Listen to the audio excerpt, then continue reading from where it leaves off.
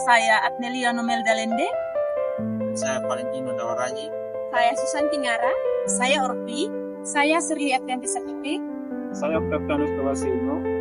Kami dari kelompok 2 akan membuat video dalam rangka memenuhi tugas mata kuliah teologi perjanjian lama 1. Dan pada pembahasan kali ini kami akan membahas tentang penyertaan Allah kepada bangsa Israel selama perjalanan mereka di padang gurun. Baik teman-teman, di sini saya akan menjelaskan materi singkat tentang penyertaan Allah bagi umat Israel selama di padang gurun. Peristiwa padang gurun merupakan sejarah yang sangat penting tentang penyelamatan Allah bagi umat Israel. Setelah dibebaskan dari perbudakan di Mesir, bangsa Israel tidak langsung masuk ke tanah Kanaan. Mereka masih melewati perjalanan panjang selama 40 hari di padang gurun. Dalam perjalanan tersebut, bangsa Israel mengalami kelaparan, kehausan, ketakutan, bahkan mereka menerima ancaman dari bangsa lain. Namun dalam keadaan seperti itu, Allah tidak meninggalkan bangsa Israel. Ia selalu menyertai dan membimbing mereka. Penyertaan Allah terlihat melalui berbagai tindakan, seperti memberikan manna sebagai makanan, menghadirkan air dari gunung batu, serta memimpin mereka dengan tiang awan pada siang hari dan tiang api pada malam hari. Allah juga hadir melalui kemah pertemuan, lewat tabut perjanjian, serta Musa diutus untuk memimpin bangsa Israel. Dalam peristiwa tersebut, bukan hanya peristiwa tentang penderitaan, tetapi juga tentang pembentukan iman bangsa Israel, di mana bangsa Israel adalah bangsa yang seringkali bersungut-sungut kepada Allah. Oleh karena itu, dari peristiwa perjalanan di padang gurun mengajarkan mereka untuk mereka selalu mengandalkan Tuhan dan bergantung kepada Tuhan serta tidak mengandalkan kepribadian mereka masing-masing. Di sini saya akan menjelaskan bagaimana bentuk penyertaan Allah kepada umat Israel di padang gurun. Penyertaan Allah kepada umat Israel terlihat dalam berbagai bentuk yang nyata dan luar biasa. Allah memimpin perjalanan mereka melalui tiang awan pada siang hari dan tiang api pada malam hari, supaya mereka tidak tersesat di padang gurun. Allah juga menyediakan manna sebagai makanan ketika mereka kelaparan dan memberikan air dari gunung batu ketika mereka kehausan. Nah, selain itu, Allah juga melindungi umat Israel dari musuh-musuh mereka dan tetap menjaga kehidupan mereka selama 40 tahun di tempat yang tandus. Sehingga kehadiran Allah juga tampak melalui kemah pertemuan dan tabut perjanjian yang menjadi tanda bahwa Tuhan hadir di tengah umatnya melalui semuanya itu. Allah menunjukkan bahwa Ia tidak pernah meninggalkan umat Israel sekalipun mereka sering tidak taat dan bersungut-sungut. Sehingga penyertaan Allah juga terlihat melalui Musa yang dipakai Tuhan sebagai pemimpin umat. Tuhan berbicara kepada Musa dan memberikan petunjuk untuk membimbing bangsa Israel.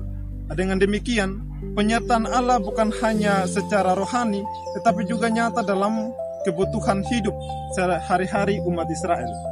Nah, yang sangat penting bagi kehidupan iman umat Israel. Padang gurun bukan hanya tempat perjalanan, tapi juga tempat pembentukan iman dan karakter umat Allah. Di padang gurun, Israel belajar untuk bergantung sepenuhnya kepada Tuhan, karena mereka tidak memiliki sumber kehidupan yang pasti. Dalam keadaan sulit dan penuh keterbatasan, umat Israel belajar bahwa Tuhan adalah satu-satunya sumber pertolongan mereka. Melalui pengalaman lapar, haus, dan berbagai tantangan lainnya, mereka diajar untuk percaya bahwa Allah sanggup memelihara hidup mereka. Padang gurun juga menjadi tempat ujian iman.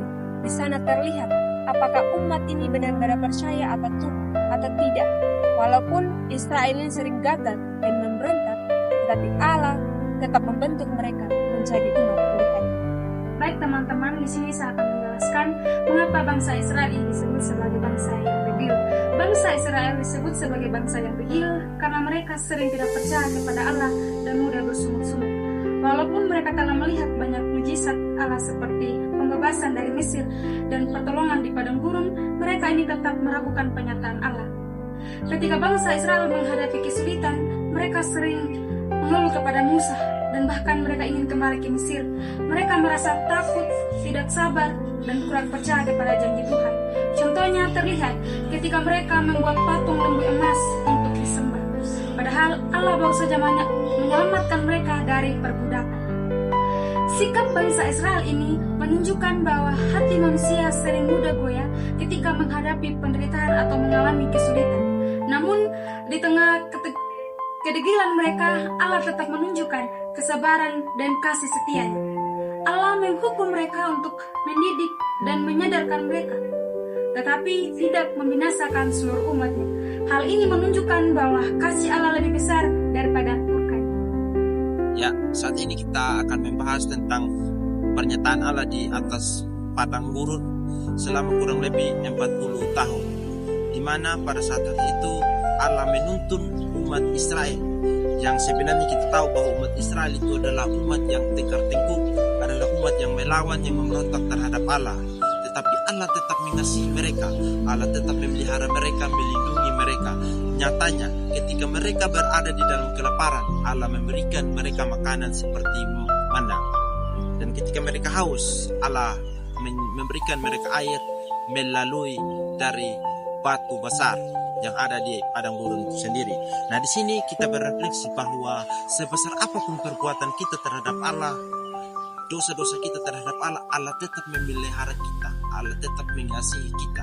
Karena itu, di mana kita sebagai umat pada masa kini, kita harus tetap senantiasa melayani Allah, kita harus tetap tekun mendengar apa yang menjadi perintah dan larangan Allah itu sendiri.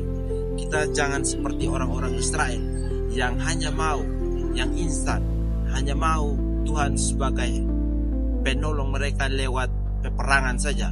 Tetapi dari situ kita belajar bahwa sebenarnya Allah tetap menjadi pemimpin buat kita di dalam kehidupan kita ketika kita mau memberikan diri kita, pribadi kita terhadap Allah, dan menjadikan Allah salah satu sumber dari kehidupan kita pada masa kini dan selamanya.